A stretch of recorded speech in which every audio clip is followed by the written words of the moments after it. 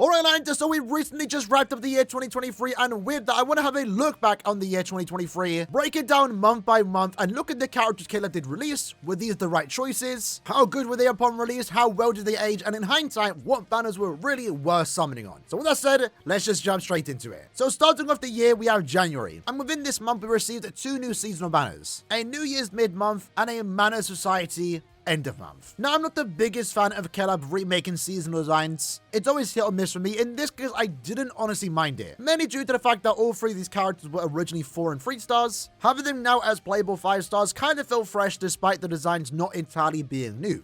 In terms of Ichigo, at the time he was a really good link swap farmer, given the fact he had a good set of strong attacks, weakening, with also weakened defense. At the start of 2023, this was actually really solid and made him one of the best farmers for the speed attribute when it came strictly to epic raids.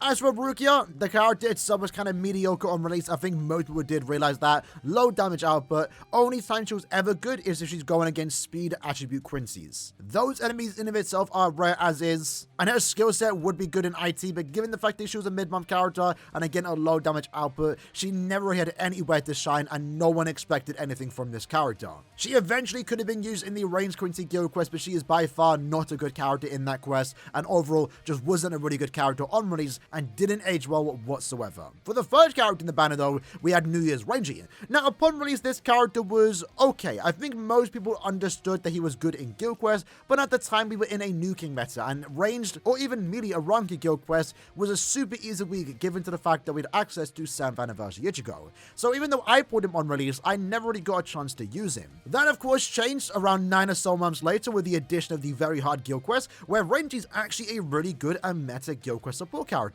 That's due to his high damage output, especially in Guild Quests, but most importantly, the support he provides. With a barrier and also boost SA2, he ensures that he's keeping your team protected and also allowing your team to do overall more damage. Renji is a character I think definitely aged better, as did most non-attack damage characters, but he's someone that I've been really happy to have on my account, which is someone that I never thought I'd really say when I pulled him back in January of 2023. That then takes us into our next and first end of month banner, Mana Yuichika, Sansan, and also Orihime. Now speaking of Orihime, she was one of those characters that again, is a character that not everyone really appreciated upon release. I pulled her on my second account, I was happy to have her, she was somewhat good in Arena and had a bit of fun playing with her there. Well, I guess the unique thing about her when it came to Arena was her Arena trait. It offered strong attack damage but also last ditch, and to me and many others that cared about Arena, we thought this was maybe Caleb resurfacing the last ditch meta that has kind of been shifted out of the Arena meta. That fortunately didn't go anywhere, and as of right now, I believe she remains either the 1 or 2 only character with last ditch as an Arena trait. Outside of Arena though, she was overall a good character.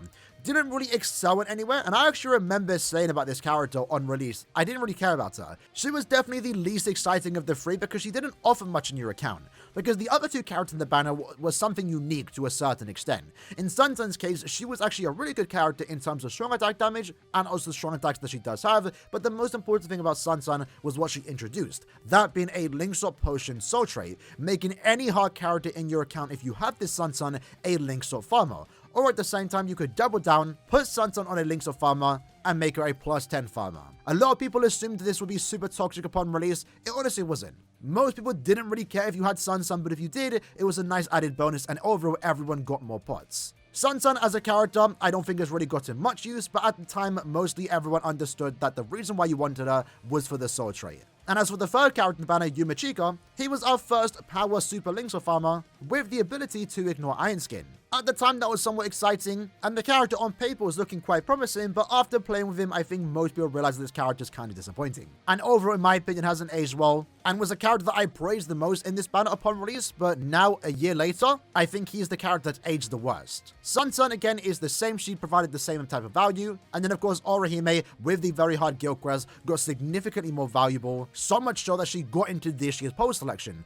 That would have not happened if it weren't for the very hard Guild Quest. And the reason why she became valuable was because she was the only character in the game to offer 3 of these unique things. A SA2 boost and barrier with the booster and also multi-barrier skill, but then also most importantly, she could share status elements when she is inflicted. This made her an optimal Guild Quest support, especially in those weeks where there isn't that many good boosters, if at all, especially actually in those Guild Quest weeks where the characters you are using aren't immune to status elements, which surprisingly happens more often than not. So January in and of itself was a pretty decent month. January mid-month, of course, was skippable. End of month, you could afford to summon on it or skip it at the same time. I did summon on it, but I only summoned for Sansan. Yumachika I didn't really care much about. Sansan I wanted and luckily got. And Orihime was a character I missed out on getting and kind of regretted not summoning for her when the very hard difficulty guild quest did come out. But lucky for all of us, she was in this year's poll selection, where I assume most of the people were able to pick her up from there. That then takes us into February. We got back-to-back premium banners. In this case, a Fierce Battle banner with Stark, Yamamoto, and also Lily Net. It was a pretty cool banner, especially given the fact that it was a Fierce Battle one.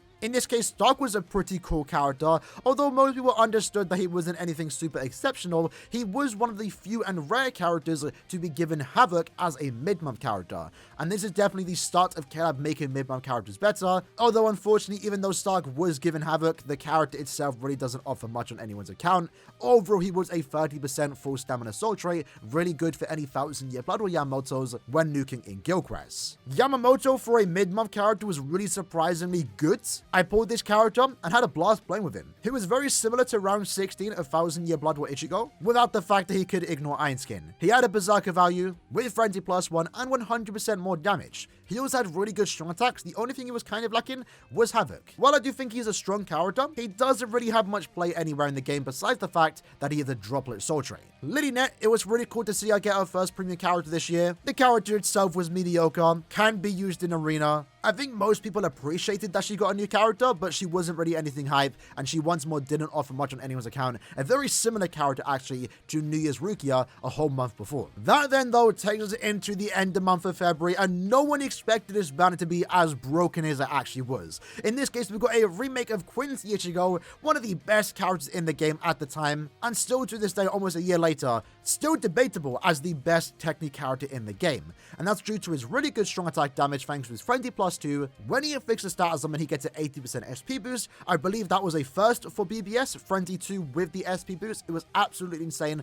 especially given the fact that the character itself had an increased chance to inflict stat summons with weakening and drain as stat summons. Quincy Ichigo is a popular character in Braid Souls. He's a fan favorite. And on release, the character itself was disappointing, and that's why this character, remade years later, was an exciting release. Happy to have him, although I wish I would have pulled him earlier because he was a meta character for Limit Breaker, given the fact that he did have the recharge in between stages, a skill that on the time was actually a good skill, but saw more usage when Limit Breaker finally released months later. Ishin, again, it was always cool to see him get a new character, in this case a premium Brave Battle character. That was quite noteworthy given the fact that every Brave Battle meta character released in the last 4 years have always been limited. So the fact that we got a good premium Brave Battle character was kind of exciting. Even if you didn't pull him now, you eventually would get him, and eventually you would get him 5-5, making him always a mainstay in a lot of people's team. I think the character itself has aged quite well. In a way, it's aged better, given the fact that the best Brave Battle character in the game right now is a technique character, and overall was a solid character on release, and still is actually good. Even better now, because he can also be used in the melee Soriba guild quest alongside 8th Anniversary Whites. Then we had Tensor. Tensor was absolutely broken and still is. He's an amazing character with really good strong attack damage, really good strong attacks, and it was really cool too that it was the Tensor. A fan favorite for a lot of people, finally getting a new character, and this character still deserves all its praise. It was kind of wild to think they made this character as good as he was, with Frenzy +1, a high Berserker value, 100% more damage to enemies not affected with an ailment, goes through Iron Skin, and also increased the drops for droplets, links or potions, and super links or potions. We saw 5 months prior, for 1000-year Blood War round 16, is that Ichigo was designed for Inheritance Trials, but he was so good at Inheritance Trials, he didn't increase the amount of drops you did get. Uryu was also designed for Inheritance Trials, not nearly as good as Ichigo, but the thing was he actually increased the drop rate. In Tensor's case, it was basically they combined Ichigo and also Uryu and made the new Ultimate Farmer, and still to this day is an amazing character to have. The fact that they made him as the premium character of the month, a month after a limited Super Linkster Farmer, just added more disappointment to Yumachika's release. Tensor was insane, and February end of month wasn't a bad banner to pull on, although I myself skipped it because I knew these characters I would get later on. Despite them being really good, and it wasn't a bad idea if you pulled in them, I was confident I'd get them later on, and luckily I did. I now have a 5-5 Quincy Ichigo, a 3-5 Ishin, and a 4-5 Tensor, without doing any summons on their banner. But still, really good banner, especially for a premium end of month. We need more banners like this. That then takes us into March. For mid-month of March, we received 3 new Arankas, Findor, Abirama, and also Tesla. The characters themselves were okay at best. Thindle was cool to get a new 5-star, and his first 5-star character was actually a good epic grade farmer too. I actually didn't mind his release. Aaroniero was basically just a melee captain killer of his previous version, although I do know that there was a lot of annoyance with this Aaroniero release given the fact that he just got his first character a year prior and has already received a second copy. A copy very similar to his previous version, where the previous Aaroniero was designed for the range Espada guild quest, and this one was designed for the melee captain guild quest. Still a good character though, still really worth using in the melee captain guild quest. And then Tesla, again, cool to see him get a new character, didn't really offer much in your account besides the droplet farming. Our end of month banner for March though was Safwi, and it's our final Safwi banner. Did it go on the bang that a lot of people wanted it to? I wouldn't really say so. Unfortunately, this banner really wasn't worth summoning on, especially given the fact that it was a 7-step banner with only 2 characters. I myself spent 3,000 orbs in the banner, and I kind of regret doing it. My Yuri as the character was kind of unique given the fact that he had a trap SA3 the first time we've seen it in game, and we see it later perfected on a few months later. But my Yuri only really had that SA3 going for him, especially his Soul Bomb 2. He was a nuker for the melee and ranked guild quest, but most people had access to 7th anniversary Ichigo, so no one really got much value from this character. Ging was actually a really solid super links of farmer, although it felt a tad bit lackluster when compared to Tensor, who was released a month prior. Almost a year later, my Yuri's definitely fallen off. Maybe he was never really on anything to begin with, and Gin still is a pretty good farmer, although it's soon to be replaced definitely in the year 2024 when we get a farmer to the likes of Tensor for the technique attribute. But yeah, in my opinion, this is by far one of the worst end of month banners to summon on, just given the fact that it was a 7-step banner with only 2 characters. Especially because the month after ended with a pretty exciting banner. Before that, though, the mid-month of April was an Academy set of characters. Not the most exciting characters. Honestly, at this point, mid-months were super boring. The month prior were based from Arankas, and then the month after, for the month of April, were based from Soripers. Soripers that haven't even learned to officially be classed as Soripers. Visually, these characters were kind of boring. It was cool that instead of getting another Renji, we got Shuei for his first Academy character. And once more, we saw something similar with this mid-month as we did see in February, where a mid-month character actually picked up Havoc as a skill. Did it make Shuei any better? Not really. But over time, I would say Shuei has gotten better, given that people now appreciate the buffs that he does give. In his case, he does buff strong attack damage for Mind Soripers, while also buffing their damage to any enemy afflicted with an ailment. This has definitely seen a lot of usage, especially for characters like 7th Anniversary Ichigo. While we didn't appreciate the time, I feel like this character actually got a place in the meta, more so as a team booster. Momo was a terrible character, but she was a +5 Linkshot Potion soul trait, so everyone understood the value that she did have.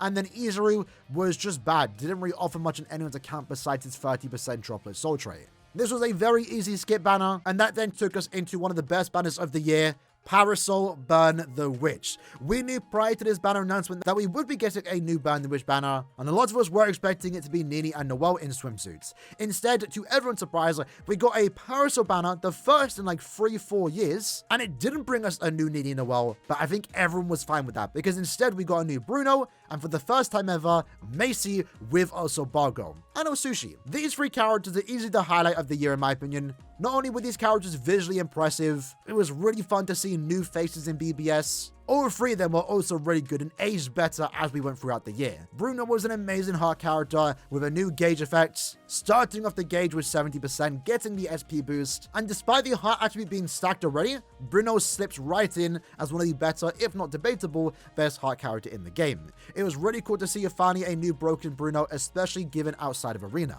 Macy was an absolutely insane character at the time. I think was the best character in the game, which kind of got me excited given that, I never thought we'd actually get Macy in game. Visually, this character looked absolutely stunning, was even usable in Brave battles, and again got better with the release of Limit Breaker, given the fact that she can recharge your strong attacks in between stages. Bargo was a fun character, especially when paired with Osushi. I always imagined how a Bargo would look in game, and it's exactly how I imagined this character. I just didn't think he'd be looking as cool as he did, given the outfit he was wearing. In Bargo's case, though, another super links to farmer month after month. In this case, for the Mind attribute, which was something that we were desperately needing, and he was a really good farmer. I still would have wished they made him as good as Tensor. It was really weird to see Tensor, a premium character, get the best treatment when it came to super links of farming, but Bargo was no slouch, increased chance of excitement, really high damage output, could even nuke in guild quests, and was constantly healing and doing more damage thanks to his drain and also weakening. I spent 10,000 orbs in this banner and I definitely do not regret it. This was a must summon at the time and was still a must summon when it returned months later. We then go into May, and in my opinion, May was by far the most disappointing months of Brave Souls. Once more, the mid-month banner that we did get was another base form Aaroniero. At this point, it was getting really tiresome. I know we all know that mid-month banners are easy skips, but it's still nice to get some cool characters, not just based from Aaroniero that really don't offer much. While it was cool that we got the Priver and the Spartas as actual playable premium characters, that excitement can only go so far, right? Saruchi though was a Linksword farmer with droplet, she was okay. Dodoni I think is actually a solid character, more so a booster for the melee Espada guild quest, I believe. That was unique and still is unique to him. No one really does what he does. Wasn't entirely needed and still isn't, but he does have that niche going for him. And then Gantenbane was another +5 Linksword potion soul trait. So if there was one character to pick up from this banner, it was definitely Gantenbane. I pulled on his individual and was lucky enough to get him within 2 multis. Going into May's end of month banner, a lot of us were expecting a premium banner, and given our last premium banner was exciting as it was with Quincy Ichigo Tensei Ishin, a lot of us were expecting this banner to be big, even if it was a premium banner, and I know I myself was really hoping for a Monster Aizen. Unfortunately, we got the worst case scenario given the fact that we once more got more base from Aaroniero. What were Caleb thinking? This was a terrible character choice. I don't care what anyone has to say. Of all the things you could have done, you did more base from Aaroniero. We were already tired of them as is, and this month just solidified how boring the character choices were. Especially given the fact that these characters easily could have been in their resurrected form, or at the very least could have had their appearance from the past. And if the character choicing wasn't boring enough, the characters themselves are just really mediocre for an end of month premium banner. The benefit here was that it was a very easy skip, but damn were these characters very bad. Nelio was a character that a lot of people were kind of excited for. It's Nelio, she's popular in of itself, and she herself was a good character. Another super Linksword farmer. This time she was kind of there to replace Yumachika, but again, we've seen that Caleb can make some really good super Linksword farmers in the past, especially with Tensar, and it was weird to see Nelio not be on the same type of level, especially given the fact that she didn't increase the amount of Linksword potions you can get, only super Linksword potions. So even though she was a good super Linksword farmer, it still kind of hurt when you used her because you know you're getting less Linksword potions. Zapdo was just a bad character. I tried to make him work, and you can make him work in Guild Quest, but there's always going to be better options. He's never going to be a meta character, and unfortunately it wasn't really that good of a character on release, and still actually isn't. I guess he had the cool thing going about him with the lacerate damage. He was very similar and actually worked well with Cien. That was kind of cool, but other than that, the character is mediocre. And then Noitora is just a ranged Aaroniero killer designed for Guild Quest, flurry character, but no guard break. This easily could have been a mid-month banner. Like, their exact skills could have been a mid-month, and it still would have been like an okay mid-month. These characters were bad, terrible choicing, and by far the worst month in BBS. But that was fine, because it gave us more time to save for the anniversary. Because going into June, the mid-month banner for June was new Fullbringers. This was kind of cool. Not like a super exciting banner, but I didn't mind the character choice here. Tsukishima, a Guild Quest character, okay on release, got better over time. Kugo, another mid-month character with Havoc. Clearly, Caleb are slowly making mid-month characters better. Still not really enough for you to use them though. And then Yukio, similar to Dodoni the month prior, was another booster for the Espada Guild Quest. In this case, the Ranged Espada Guild Quest. At this point in time, Caleb were clearly trying to wrap up some of the Guild Quest weeks to make optimal teams, and Yukio fit in one of those teams. Going into the end of month banner for June though, this one was very exciting. Not only did I call the characters one for one, we predicted a Rangiku, even though she did get leaked a week prior, we predicted a Ruka, and we predicted a Mina Rose. Unfortunately, we were correct in that. I was really hoping for these 3 characters. I was blown away by the designs. The artwork is great, the characters play great too, and these are easily some of my favorite characters of the year. In Rangiku's case, another end of month with a super Linksword farmer, but this time finally someone that rivals someone like Tensei Zangetsu. Was a great addition to the game and still is the best super Linksword farmer for the heart attribute. Bririka was the first of its kind, being a +10 Linksword potion soul trait for the power attribute. Really good Linksword farmer, still is. The fact that it's Ruka in a swimsuit is pretty cool. And then Mina Rose, another very similar character. Speed character, designed for epic raids and also inheritance zone, +10 Linksword potions. Although what I really liked about Mina Rose is how well she works with other Mina Rose, given the fact that the more Aaroniero you have in your lobby, the stronger she gets. It was really cool to finally see them put that skill on a farming character, because you are more likely going to see Mina Rose in your epic raid and of course inheritance zone lobbies. KLab knew what they were doing with this banner. It's the final banner before the anniversary, and this is definitely a very good bait. It got me doing 10 steps, and I was happy to walk away with 2 of the 3 characters. That then, of course, leads us into one of the most exciting months of Brave Souls, the 8th anniversary. And I can tell this is by far one of the most exciting months because, at least when it came to my YouTube analytics, this was by far my best performing month of the entire time of me doing Bleach Brave Souls content. In this case, as expected, we actually got a 1000-year Blood War themed anniversary. At this time, we haven't really spoken much about it yet. That was a big thing going into 2023. Where is 1000-year Blood War banners? I kept trying to tell people that it's going to take a few months. Maybe we could have gotten it early April, but they were definitely pushing it back to release it all in full for the 8th anniversary, and that's exactly what we did get. It was surprising to see an anniversary not have original designs, but I don't mind it for its maybe one time only. Next year, though, for the 9th anniversary, I do want to see some 1000-year Blood War characters, but this time with original designs. Having this as a one-off 1000-year Blood War banner for an anniversary, I think is a pretty cool thing. But in this case, the character choicing was kind of interesting. A lot of us did see White coming and kind of accepted that we would be getting an 8th anniversary White. The Ichigo was definitely a big contender, but it was either him or Ishin. I was leaning more so on the side of Ishin, but I was excited nonetheless. 8th anniversary White was an amazing character, more so given the fact that he was a very powerful mind character, which is something that attribute was desperately lacking. We were also expecting a broken power character, and we kind of got that, albeit Ichigo is definitely a different type of playstyle. I best see him as an auto character, and that's what I value in this character. That's what makes him one of the best characters in the game, in my opinion, on how easy he can auto content. And it's thanks to him that I was able to link up my entire technique box because of how easy he just makes any inheritance trials. I think these 2 characters definitely lived up to the hype, were great anniversary characters, and were super exciting on release, and still are. Easily some of my favorite characters in the game, and I kind of like the idea that they chose to do this true Shikai Ichigo. We all expected to get another true Shikai Ichigo at a later date, and we did get that at the end of the year. But I like that we got this particular iteration of him when he first unlocks the blade, because the whole anniversary was themed about the origin of Ichigo's powers. And that's why we got 8th anniversary White, and that's why we got Ichigo finally unlocking his new blades.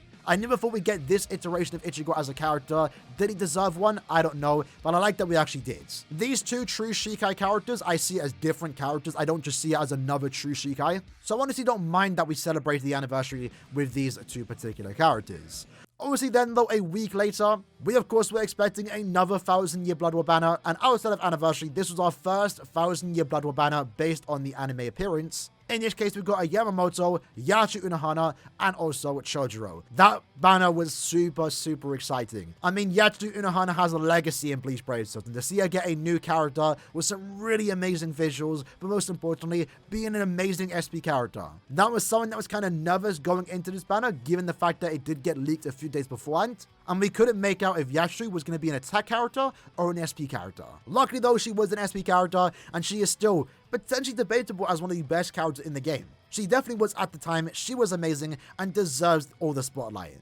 As for Chojuro, he was a new droplet farmer, plus 10 droplets, which is pretty cool. I like these type of characters. Chojuro as a character himself was pretty cool too. As a character, he's good.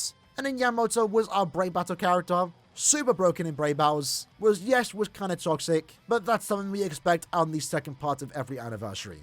I definitely think all the banners in July were worth something on. These are by far some of the 5 best characters in the game, and I'm happy to have most of them actually duped out as well. That then takes us into August. Mid-month of August was a seasonal banner. Was kind of surprising given the fact that it was another swimsuit banner, this time with males. I didn't mind the character choice at the time. Jusho getting a new seasonal was kind of cool. His first time getting one. The character itself, I feel like got better with time, given the fact that 1, he is a plus 10 links of farmer, but 2, he also buffs technique surplus by a large margin.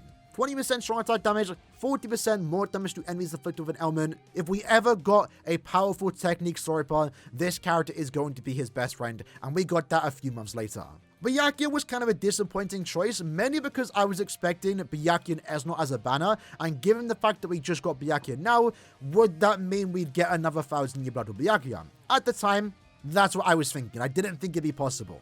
At the same time too, if we were to get a 1000-year Blood War Byakuya, which, spoiler alert, we did, I feel like this character should have just been a Shunsui instead.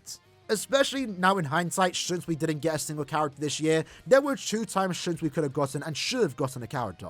Either February mid-month, instead of Yamamoto, we should have gotten a Shinsui. That would have fit much better with Stark and Lynette. And then August mid-month, given the fact that we know we get a Byakuya later on, this should have just been Shinsui paired with Jushiro. It would have made sense. Byakuya was an overall solid character, plus 5 Links of Farmer as a soul trait. As a character doesn't offer much, but is still to this day a valuable soul trait. Then it goes to the end of month banner. We knew this was going to be 1000 Year Blood War, given the fact that we had a Bankai Life to go with it. A lot of us were expecting Esnot, was a tad bit disappointed when we didn't get Esnot, but the banner itself was definitely worth summoning on and was an exciting banner nonetheless. Vampiretta brought in a new strong attack too with the Barrage attack. It's overall a very powerful strong attack, especially for Guild Quest content. Killgate, a fan favorite. I was one of those people that were looking forward to this character to release for years, especially when we got teased with his character model like 3 years prior to this character's release. But Killgate in and of itself was a stupid amazing character, still to this day debatable as the best heart character in the game. He is simply an amazing character, especially given how they designed him for Limit Breaker. He came with the heart attribute Recharge and also Rampage. I didn't speak about it much with Yachi, but Yachi introduced Rampage into the game and is one of the more broken skills that any character can pick up. It's what makes Yachi one of the better characters in the game and also what makes Killgate one of the better characters in the game. The third character, surprisingly for an end of month banner, even just the coming to the game in and of itself, we got a new Iban. This was very surprising, but honestly, I was kind of down for it. I like it when characters get their first addition to the game, even if it's a super unpopular character like Iban. In his case, though, he was a plus 5 Links of Potion soul trait, so he had that value going for him, and he was also a droplet farmer, a new iteration to the likes of someone like Chojuro, where you're guaranteed 10 droplets with the addition that you're increasing the drop rate by 30%. For a farming character, it's actually really good, especially given his strong attacks, high damage output. Iban surprisingly is a solid character. Not one of my favorites of the year, but I'm happy he was included nonetheless. Going into September's mid-month though, in this case, more base from Aronkas. It's tiring. I don't want to see any more Aronkas, I'm gonna be honest. I understand why they're doing it because we're going to be getting a lot of 1000 Year Blood War banners and very rarely are Espada going to get the spotlight, and maybe the only time we can get Espada are on seasonal banners or as mid-months. But in this case, Yami was kind of boring. He already had a base from like the year or 2 prior. Zamaru was a really cool addition. It was his first base form. Would have been nice if Aaroniero was included there. And then Aaroniero, I mean, it was cool and all. He's actually a good character in my opinion. Doesn't really excel in anywhere, but is a strong character nonetheless. Especially for a mid-month, he was also given Havoc too. And this was our first banner where we saw like the really good step-up format. And this is definitely the start of when K-Lab were trying to make us summon more on mid-month banners. I didn't mention it, but obviously for the Killgate banner that we did just recently get, it introduced the Pithy system, and this was a better iteration of that we now only see on mid-month banners. But the thing about Aaroniero is that he received 4 characters last year, and I guess he had to get included this year, so it wasn't really like the worst choice. But I would have overall liked this banner a tad bit better had they included an Aaroniero. Going into September end of month though, I was expecting a Halloween banner, although I wasn't expecting a Halloween Burn the Witch banner, especially given the fact that this one was never announced beforehand. When it comes to Burn the Witch banners, they always get announced a few months beforehand because they want to build up the anticipation for that Burn the Witch banner. In this case, it dropped out of nowhere, and it was pretty exciting. Although I will be truthfully honest, this banner in and of itself did not age at all. It really didn't. I knew going into this banner, it wasn't really worth summoning on. Only summon on it if you are fans of Nini and Noelle. And the reason why we knew it wouldn't age well is given that, one, it was a 2-character banner, but also the characters themselves weren't really that OP, especially given how OP Burn the Witch characters usually are. Burn the Witch characters are easily in debate for some of the best characters in the game. We saw that earlier this year with the Parasol characters. But in this case, these variations of Nini and Noelle felt weaker than they should be. For starters, only having 1 killer each, Nini having a super low damage output when she doesn't have the gauge active. She was the first type of new gauge character that we did get, that we see later perfected with Ichibei, where the damage output's low, but they have a better time filling up the gauge, and when the gauge is active, then they have a large damage output. And Nini in and of itself is pretty good in my opinion. She's good in Limit Breaker, she's good in Guild Quest, and what was most exciting about this character was the fact that she was another Mind character, this time with the Hollow Killer, which is something the Mind attribute was lacking. Noelle was a character I wasn't that excited about. She was clearly designed to be a Guild Quest nuker, but was basically just a hard version of Yamamoto and played like a 2022 character. For a character released late into 2023, especially given the fact that it's a Burn the Witch banner, this banner just felt super underpowered, or weren't as good as they could have and should have been. I know a lot of you are pulled on this banner, myself included, because I want to collect all the Burn the Witch characters, but this was the first Burn the Witch banner I didn't go for dupes. Unfortunately, even though I wasn't planning to go deep into the banner, I did have to do 25 steps just for 1 copy of Nini and also Noel. In my opinion, none of these banners in this month were really worth summoning on. These were very easy skips. That then takes us into October. At this time, going into the mid-month of October, I was also expecting another Halloween banner. In this case, though, more remakes of some characters that we had in the past. Again, not the biggest fan of remaking some seasonal characters, but in this case, it did bring us a Momo, who was previously a 4-star, so that was kind of cool.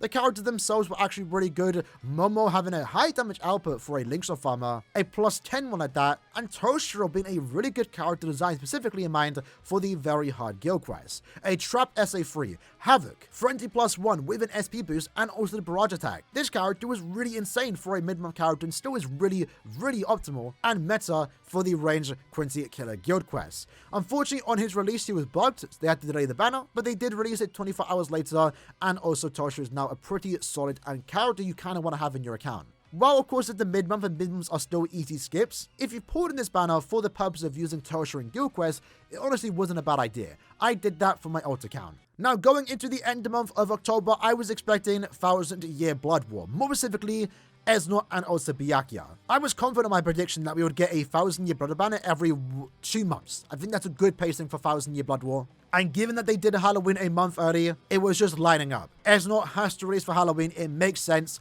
Otherwise, we can't get a new Ichigo and Yua for the end of the year. And to my surprise, we didn't get that. Instead, we got a Parasol banner. It fell out of season. I don't think this was the right banner to do at the right time. Even though, again, I know it's an Autumn Parasol banner. Autumn just started. It made sense, but at the time, it just fell out of place. I didn't like this banner. I really didn't. It was an easy skip in my opinion, but the characters themselves were actually good. Gin, unfortunately, a good character doesn't really have much place to use him in my opinion. Rukia, actually really solid to the likes of Kyoge, designed for Limit Breaker, more damage to frozen enemies, Frenzy +2, SP boost, Rampage skill. Rukia is absolutely insane. She also had the recharge in between stages. If there was one character to pick up in this banner, it was definitely Rukia. Although there was a bit of drama with this character given the fact that her SA2 had a longer than usual cooldown, and it is classed as a melee attack given the fact this character is ranged. It was a similar issue that we had 2 weeks prior to with Toshiro, and unfortunately this character never got fixed given the fact that she wasn't designed for guild quests. It's still an issue that she has, and I think it holds her back a bit, but she's overall still a very solid character. The third character in the banner was Ikaku. It was really cool to see him get his first seasonal character, especially getting a seasonal character in the same year as Yumachika. Really cool design too. Good, amazing super links of farming to the likes of Tensha and also Rangiku. In my opinion, a highlight character of the year.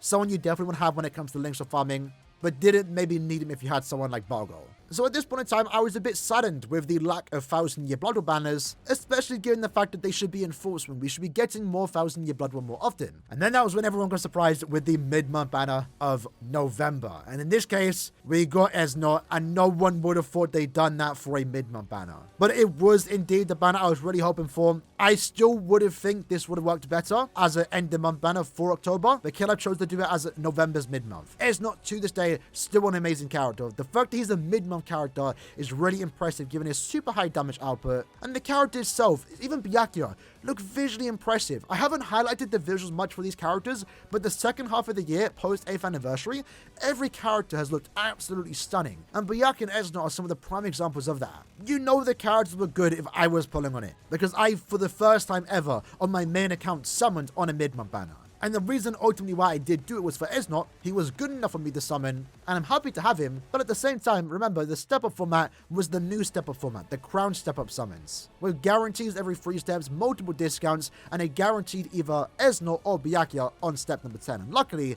I walked away with an Esnot. Byakuya as a character, I think might get better over time, especially when you pair him now with the newly released Yuha. So I feel like he's gotten better, but he's still a tad bit disappointing. And what's also weird too is that at this point in time, Very Hard Difficulty Guild Quest was fully released. And we saw with the Very Hard Guild Quest is that net characters have gotten better.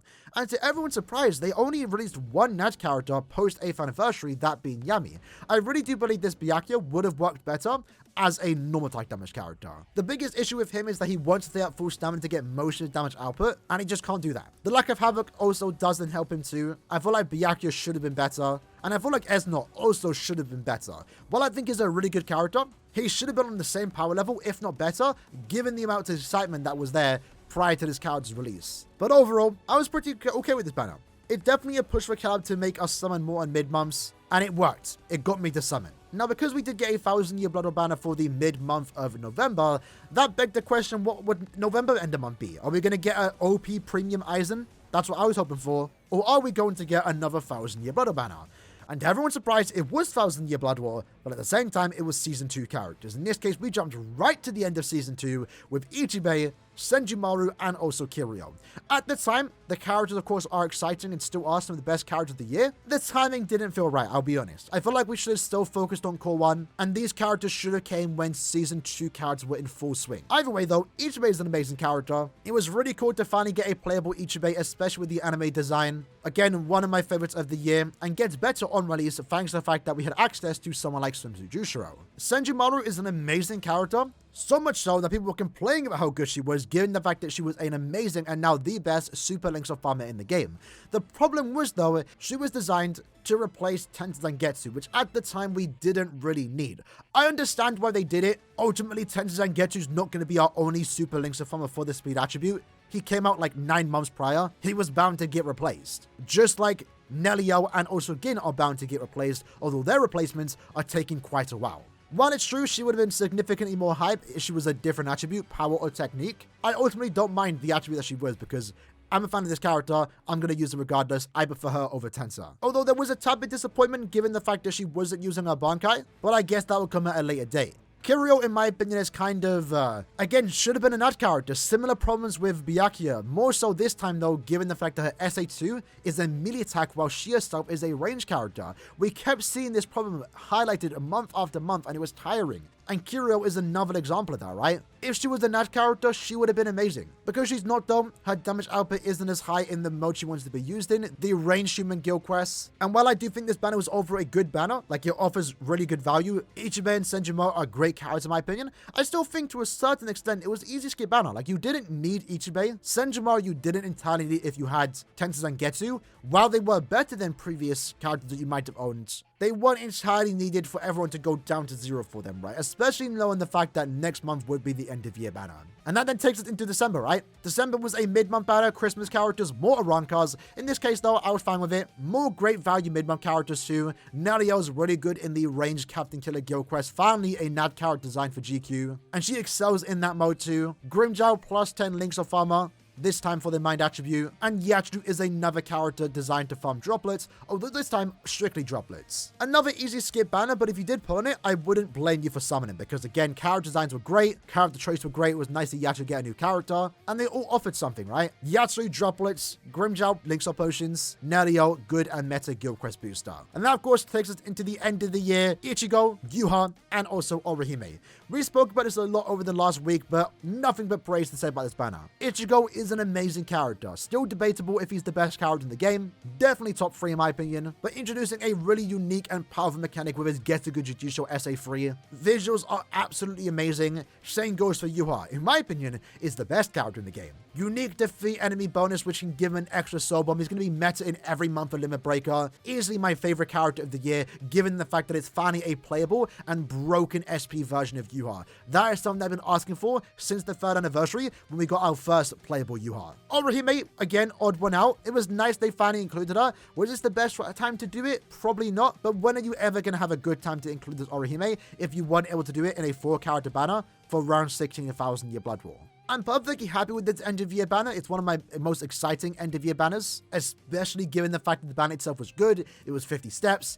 We're finally done with the 7-step banner, but at the same time, I'd be lying if I wouldn't have preferred what I was predicting, a Core 1 full-bring Bankai Ichigo versus Yuha, and also a new broken version of Yama as a playable SP character. That's the only way I would have changed this banner. But in a way, I'm kind of happy we did get it. And with that, the video went on way longer than I thought it would, but that basically recaps the year. I think it was a pretty strong year for Bleach Brave Souls, especially in the later half of the year where we got some, some of the best looking characters and some really unique characters too. It's a common complaint in BBS that every character plays the same, but I feel like Killer was still doing a really good job of differentiating characters. Despite the limited nature of this game of how, it's designed that way too. It's an easy to control game. It's supposed to have simple controls, but I do like that Caleb was still inventing new strong attacks, creating different archetypes of characters. and created whole new attacks that have gotten better over time. I still think some banners could have been better had they chose other characters again. The month of May was absolutely disappointing. That should have been a good time to release a broken and powerful Aizen. The Burn the Witch, Nini, and Noelle should have been better given the fact they are seasonal Burn the Witch characters. Esnot and Byakuya, in my opinion, should have been end the month characters, and someone like Kiryu realistically should have been an ad character. Other than that though, this was definitely an exciting year from BBS, and I can tell that from my analytics. It clears that most of you guys were excited about this entire year too. But in the comments below, let me know what you guys think about this year, the year 2023. We are going to start our Bleach Bracer Awards soon, maybe tomorrow or the day after. The voting will begin, so stay tuned for that. Either way, hope you guys enjoyed the video. I'll see you guys next time. Take care and peace.